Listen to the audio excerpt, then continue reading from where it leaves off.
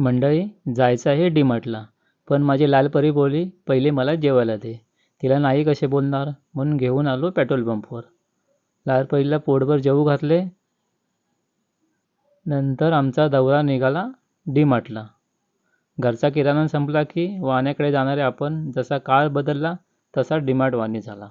सकाळी चहामध्ये काहीतरी बुडवायला पाहिजे म्हणून बिस्किट. एवढ्या मोठ्या डिगामधून 3 वेगवेगळ्या प्रकारचे बिस्किटे घेतली, म्हणजे चहाबरोबर पण कॉकटेल होऊन जाईल. आईने भारती जे लाईनमध्ये सामान दिसेल ते मी चालवत होते त्या ट्रॉलीमध्ये टाकत होते. डीमार्टवाले पण खूप हुशार. माणसांना डीमार्टमध्ये चालून फिरून भूक लागेल याचा विचार त्यांनी नक्की केला. आपल्यासाठी खायची सोय करून ठेवली आहे. पिझ्झा, कॉर्न, आईस्क्रीम, ते पण पैसे देऊन.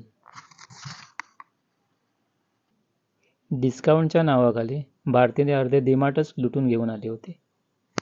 नाण्याला कशा 2 बाजू, तशा डीमार्टमध्ये यायच्या पण 2 बाजू, फायदा आणि तोटा. एक म्हणजे पैशाची बचत, ती फायद्याची बाजू झाली, आणि डीमार्टमधून न लागणाऱ्या वस्तू उचलून घरी घेऊन यायच्या, ती पण एक तोट्याची बाजू झाली. घरी आल्यानंतर लागलेली भूक.